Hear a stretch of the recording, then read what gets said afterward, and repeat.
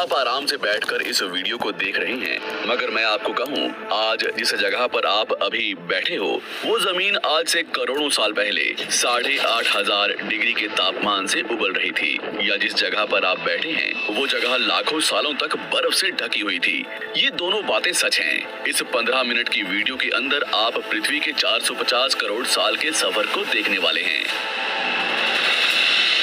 जिस जगह आज हमारा सौरमंडल है वहाँ विभिन्न प्रकार की गैस और धूल के बादल हुआ करते थे।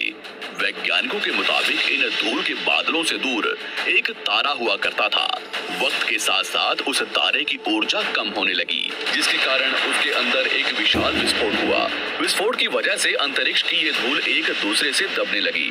इस दौरान बादलों में स्थित धूल के कण दबाव और गर्मी के कारण बड़े उल्कापिंड और पत्थरों में परिवर्तित हो चुके थे और इसी दबाव की वजह से इन बादलों में स्थित रेडियो एक्टिव पदार्थ ने ग्रेविटी का निर्माण किया। इस ग्रेविटी के कारण बीच में हाइड्रोजन और हीलियम इकट्ठा होने लगे। बीच के इस भयंकर दबाव के कारण एक विशाल विस्फोट हुआ और इसी विस्फोट के कारण हमारे सूरज का जन्म हुआ। अंतरिक्ष में फैले एस्ट्रॉयड यानी क्षुद्र ग्रहों में भारी वजन की वजह से सूरज के करीब आकर सूरज की परिक्रमा करने लगे। धीरे धीरे इन्हीं एस्ट्रॉयड में भारी टकराव हुआ, जिसके फलस्वरूप मरकरी, विनस, अर्थ और मार्स जैसे ग्रहों का निर्माण हुआ। वैज्ञानिकों के मुताबिक उस वक्त पृथ्वी और मार्स यानी मंगल ग्रह के बीच थिया नामक ग्रह सूरज की परिक्रमा किया करता था। पृथ्वी पर ग्रेविटी होने की वजह से सूरज की परिक्रमा करने वाले एस्ट्रॉयड अब पृथ्वी की परिक्रमा करने लगे और धीरे धीरे करोड़ों सालों तक ये पृथ्वी पर गिरते रहे। और ऐसी घटना हमारे पड़ोसी ग्रह थिया पर भी हो रही थी, जिसके कारण थिया पृथ्वी के और करीब आने लगा और आकर पृथ्वी से टकराया। इस भयंकर टकराव की वजह से पृथ्वी के हिस्से कणों के रूप में अंतरिक्ष में फैल गए और एक रिंग्स की तरह पृथ्वी की परिक्रमा करने लगे। इन्हीं परिक्रमा करते हुए कणों में टकराव होने लगा, जिसके कारण हमारे चांद का निर्माण हुआ। उस वक्त पृथ्वी पर सिर्फ एक ही समुद्र हुआ करता था और वो था 1900 डिग्री सेल्सियस की तापमान पर उबलते हुए लावे का। उबल रही थी वो सारी चीजें जिसे आज आप अलग अलग नाम से जानते हैं।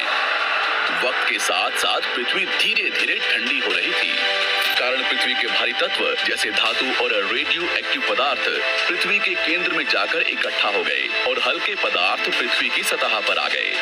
लाखों सालों तक पृथ्वी पर उल्कापिंडों की बरसात हुई और इन गिरते हुए उल्कापिंडों में जमा था नमक, मिनरल्स और पानी। करोड़ों सालों तक इन उल्कापिंडों की बरसात होती रही और धीरे धीरे पृथ्वी की ऊपरी सतह पानी से ढकने लगी। वैज्ञानिकों के मुताबिक यही वो वक्त था जब दूर गहरे पानी के अंदर निकलते ज्वालामुखियों से पहली बार सूक्ष्म जीवों का निर्माण हुआ। लाखों सालों बाद एक वक्त ऐसा आया जब पृथ्वी की पूरी सतह पानी से ढक चुकी थी।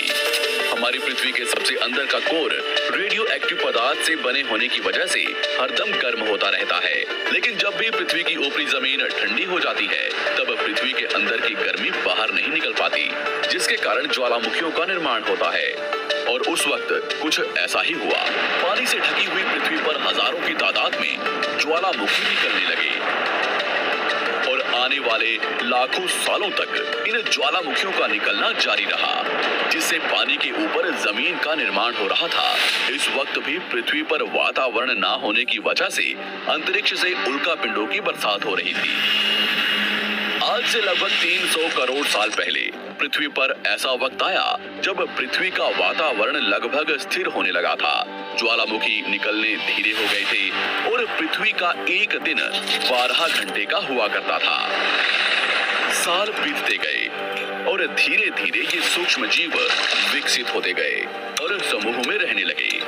आज से लगभग 250 करोड़ साल पहले पहली बार पृथ्वी पर ऐसे जीवों का निर्माण हुआ जो जीने के लिए ये पानी के अंदर के मिनरल्स यानी खनिज पदार्थ और धूप का इस्तेमाल करते थे और मल त्याग के रूप में ऑक्सीजन बाहर निकालते थे। इस वक्त तक पृथ्वी पर ज्यादातर ज्वालामुखी निकलने बंद हो चुके थे और इन माइक्रोबैक्टीरियाज की वजह से वातावरण में ऑक्सीजन की मात्रा बढ़ रही थी।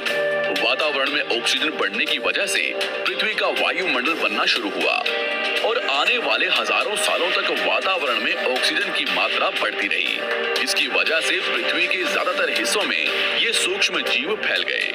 हजारों सालों बाद एक वक्त ऐसा आया जब पृथ्वी में ज्यादा ऑक्सीजन बढ़ने के कारण ये सूक्ष्म जीव मरने शुरू हो गए। उस वक्त तक पृथ्वी का वातावरण ठंडा होने के साथ साथ ऑक्सीजन से भी भर चुका था, जिसके कारण जमीन और वातावरण में स्थित आयरन यानी लोहे के मिनरल्स पानी में स्थित ऑक्सीजन से रिएक्ट होने लगे।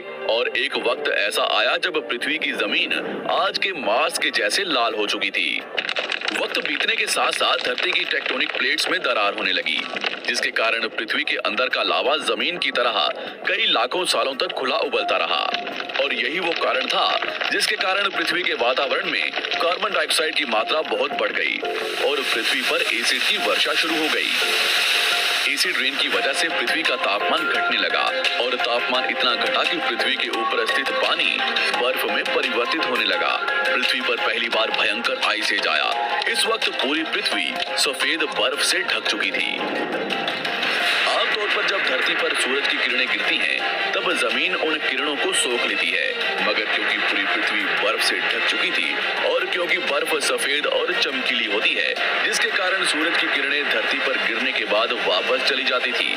इसी कारण से पृथ्वी कई लाखों सालों तक बर्फ से ढकी रही, मगर फिर से पृथ्वी के अंदर स्थित गर्मी ज्वालामुखी के रूप में निकलना शुरू हो गई और इन ज्वालामुखियों से निकलने वाली गर्मी ने बर्फ को पिघलाना शुरू कर दिया।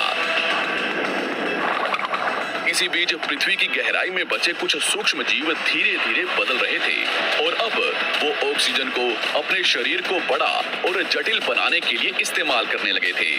इस बीच पानी में अलग से भी छोटे समुद्री पौधे निकलने शुरू हो चुके थे। बाहर जैसे जैसे ज्वालामुखी निकल रहे थे, वैसे वैसे वातावरण कार्बन डाइऑक्साइड की वजह से गर्म हो रहा था।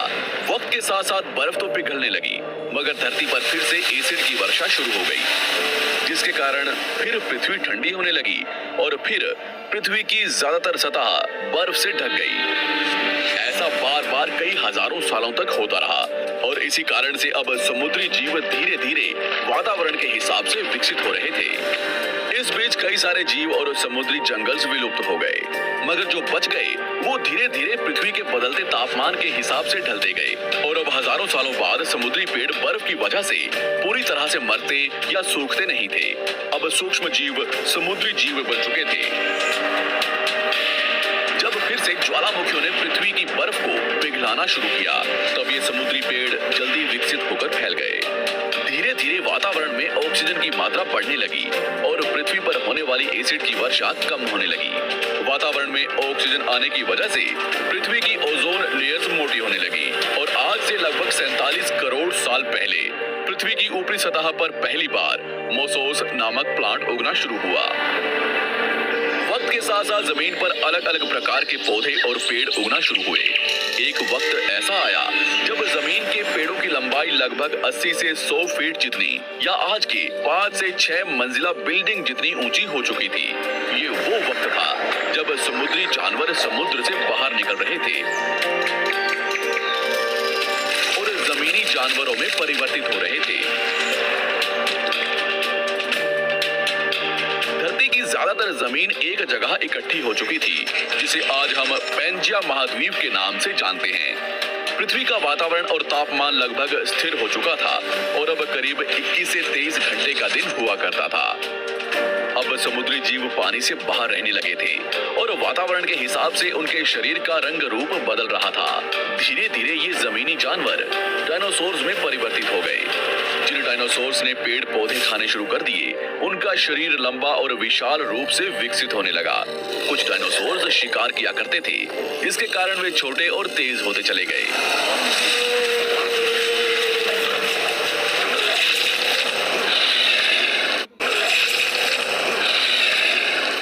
पृथ्वी की ऊपरी जमीन एक जगह इकट्ठी होने के कारण ज्यादातर जमीन रेगिस्तान और बंजर हो चुकी थी। ज्यादातर जंगल समुद्र के करीब हुआ करते थे, जिसमें डायनासोर्स रहा करते थे। आज से लगभग 20 करोड़ साल पहले पैंजिया महाद्वीप टूटना शुरू हो गया। पैंजिया के विभाजित होने की वजह से पृथ्वी की ज्यादातर ऊपरी जमीन पानी के संपर्क में आने लगी, जिसके फलस्वरूप पृथ्वी पर हरियाली बढ़ती गई, जिस वजह से डायनासोर्स और ज्यादा विभिन्न और विशाल होते चले गए। डायनासोर्स ने आने वाले लगभग 20 से 30 करोड़ सालों तक पृथ्वी पर राज किया। उस वक्त डायनासोर्स समुद्र से लेकर जमीन और आसमान तक पूरी पृथ्वी पर राज किया करते थे। इस दौरान अफ्रीका से टूटा भारत सीधे आकर आज के तिब्बत से टकराया और इस टकराव की वजह से हिमालय का निर्माण हुआ। आज से लगभग 6.5 करोड़ साल पहले पृथ्वी की तरफ आज के माउंट एवरेस्ट से भी बड़ा लगभग 4.5 लाख करोड़ किलो जितना वजनिया उल्कापिंड लगभग 80,000 किलोमीटर प्रति घंटे की स्पीड से पृथ्वी की तरफ आ रहा था। पृथ्वी की सतह को छूते ही उसमें भयंकर आग लगी और वो जलते हुए सीधा पृथ्वी से टकराया। इस टकराव से निकलने वाली ऊर्जा आज के 10 करोड़ परमाणु बम एक साथ फटने के बराबर थी। जहां ये उल्कापिंड गिरा, वहां के जानवर और पेड़ तुरंत भाप बनकर जल गए। गिरते ही पृथ्वी पर पूरी तरह धूल फैलने लगी। समुद्र में भयंकर बाढ़ आने लगी। भूकंप और आग ने पृथ्वी को जलाना शुरू कर दिया। कुछ ही घंटों में पूरी पृथ्वी के वातावरण में हानिकारक गैस और धूल की वजह से पृथ्वी नर्क हो चुकी थी। डायनासोर्स, घुटन, आग और भूखमरी से पूरी तरह विलुप्त हो गए। इस वक्त हमारे पूर्वज जमीन के अंदर रहा करते थे, जिसके कारण वो इस विशाल प्रलय से बच गए। पृथ्वी का वातावरण पूरी तरह से काला और अंधेरा हो चुका था, जिससे धूप भी जमीन तक नहीं पहुंच पा रही थी। पृथ्वी के पेड़ और ज्यादातर जानवर विलुप्त हो गए। वातावरण में धूल और हानिकारक गैस के कारण पृथ्वी पर फिर से एसिड की वर्षा शुरू हो गई और फिर पृथ्वी ठंडी होकर बर्फ से ढक गई। लेकिन इस बार पृथ्वी की बर्फ लाखों सालों तक नहीं जमी रही और 80 से 90 हजार साल बाद ये बर्फ पिघलनी शुरू हो गई। जैसे ही धरती पर वातावरण फिर से पहले जैसा होने लगा, वैसे ही ये छोटे जीव जमीन से बाहर आना शुरू हो गए। उस वक्त पृथ्वी की बर्फ पिघलनी शुरू ही हुई थी, जिसके कारण अफ्रीका में घने ठंडे जंगल हुआ करते थे और इसी बीच ये जमीनी जीव बंदरों में परिवर्तित हुए। मगर जैसे जैसे पृथ्वी गर्म होने लगी, वैसे वैसे अफ्रीका के ये जंगल सूखने लगे। जंगल की चीजें खाने वाले बंदरों को खाने की कमी होने लगी। खाने की तलाश में इन बंदरों ने अपने पैरों पर चलना शुरू कर दिया, जिससे उन्हें दूसरे जानवरों के शिकार करने में मदद मिलती थी। धीरे धीरे बंदर एप्स यानी वानर में परिवर्तित हुए। खाने की तलाश में ये एप्स पृथ्वी के दूसरे हिस्सों में फैलने लगे और धीरे धीरे उनके शरीर का रंग रूप वहां के मौसम के हिसाब से बदलता गया। वक्त के साथ साथ हम आदिवासी बने। हमने हथियारों से लेकर आग का आविष्कार किया।